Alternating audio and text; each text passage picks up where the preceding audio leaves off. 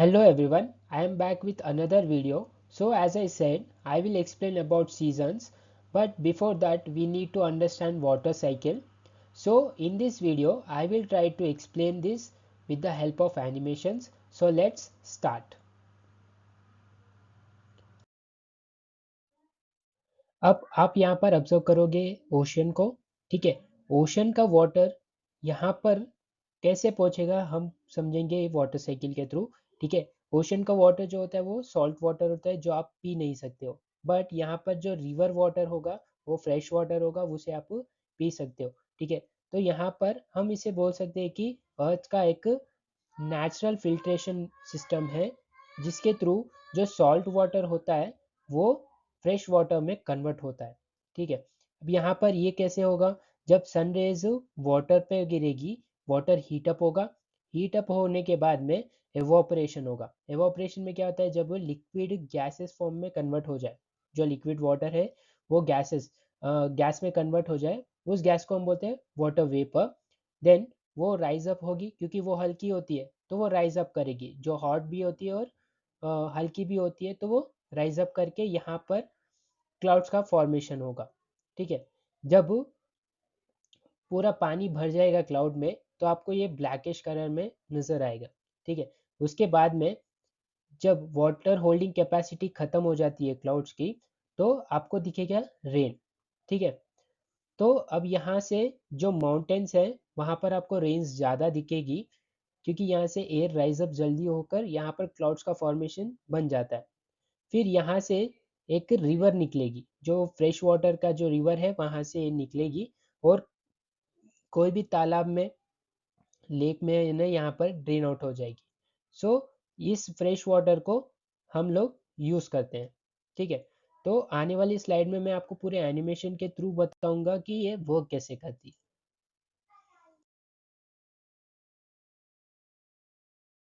यहाँ पर हम वाटर साइकिल का डेफिनेशन पढ़ेंगे।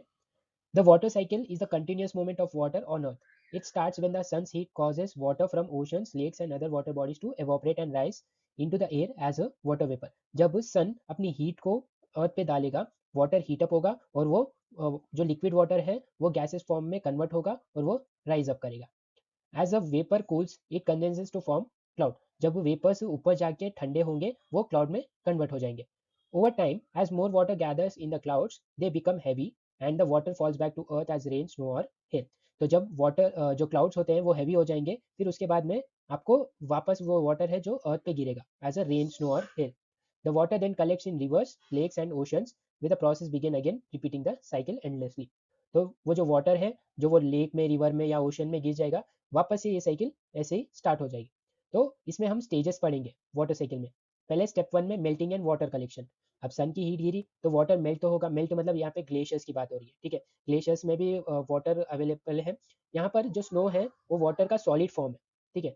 देन नेक्स्ट है एवोपरेशन एंड ट्रांसपिरेशन। यहाँ पर एवोपरेशन डायरेक्टली जो वाटर बॉडीज के थ्रू होगा उसे हम एवोपरेशन बोलेंगे। ट्रांसपिरेशन यहाँ पर जो प्लांट्स होते हैं वो वाटर को रिलीज करते हैं at the night time through leaves, ठीक है, तो उसे हम ट्रांसपिरेशन कहेंगे। यहाँ पर then next condensation and cloud formation. फिर वापस से क्या होगा, ये जो गैस है वो लिक्विड या सॉलिड फॉर्म। अब मैंने यहाँ पे सॉलिड इसलिए लिखा है जहाँ पर जो स्नो है लिक्विड, ट्रॉपिकल रीजन में लिक्विड में कन्वर्ट हो जाएगा। वैसे ही आप जैसे टेम्परेट या पोलर जोन में जाओगे वहाँ पर ये सॉलिड में, तो वहाँ पर आपको दिखेगा snow fall. Then precipitation and water collection. फिर वापस से जो क्लाउड में रेन है वो अगर क्लाउड फुली हैवी हो गया है तो वापस आपको रेनफॉल दिखेगी।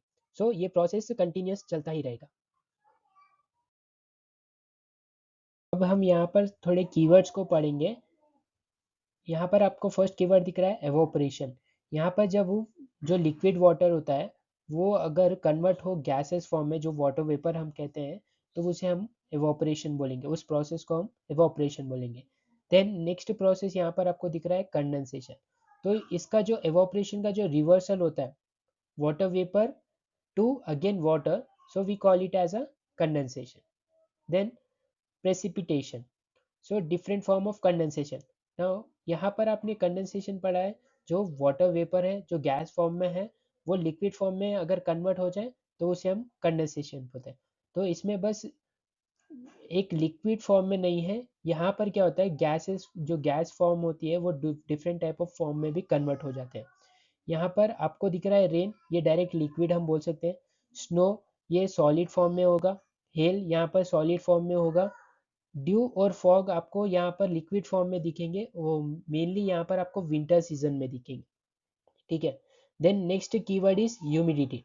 जो वाटर वेपर होता है उसके अमाउंट को हम बोलेंगे, जो एटमॉस्फेयर में प्रेजेंट होता है उसको हम बोलेंगे humidity. So when temperature and humidity rise, जब टेम्परेचर बढ़ेगा और ह्यूमिडिटी भी बढ़ेगी, मतलब ह्यूमिडिटी के मतलब होता है वाटर वेपर का बढ़ना। Okay, so we feel uncomfortable, we perspire and the sweat does not evaporate quickly. जो अपनी बॉडी स्वेट को रिलीज करती है वो एवोपरेट क्विकली नहीं होती है, तो उसके लिए हमें स्टिकी फील होता है। सो उस टाइप के वेदर को हम बोलेंगे sultry. Okay, then I hope आपको समझ में आएगा एवोपरेशन और कंडेंसेशन के बीच में का difference. So evaporation is liquid changes into gas form and condensation is gas form to liquid form. Okay, so I hope you can understand the basic difference between evaporation and the condensation. यहाँ पर आप observe करो, यहाँ पर water के 3 state को लगाया हुआ है मैंने। यहाँ पर जो गैस फॉर्म है उसे हम बोलते हैं वेपर। यहाँ पर आप मॉलिक्यूल्स को ऑब्जर्व करो जो एकदम दूर दूर रहेंगे। देन जो वाटर होता है जो लिक्विड फॉर्म में होता है उसके मॉलिक्यूल्स थोड़े पास पास रहेंगे। सो देन यहाँ पर जो आइस होती है वो सॉलिड फॉर्म ऑफ वाटर होता है। यहाँ पर मॉलिक्यूल्स एकदम टाइटली पैक होते हैं। यहाँ पर आप देखोगे कि ये तीनों प्रोसेस कंटिन्यूस चलते रहेंगे। वाटर वाटर वेपर में कन्वर्ट होगा, फिर ऊपर जाके आइस बनेगा, फिर वापस वो नीचे गिरेगा, फिर वाटर में कन्वर्ट होगा, फिर देन वाटर वेपर। सो ये साइकिल चलती रहेगी। Okay, it will never stop. So यहाँ पर आप तीनों स्टेट्स को देख सकते, तीनों स्टेट आप वाटर के तीनों स्टेट को आप ऑब्जर्व कर सकते हो। ये लिक्विड स्टेट है, ये गैसेस स्टेट है, एंड ये आई स्टेट है जो सॉलिड स्टेट में है। सो अभी तक हमने जो भी थियोरेटिकली पढ़ा है उसे हम एनिमेशन के थ्रू समझने की कोशिश करेंगे।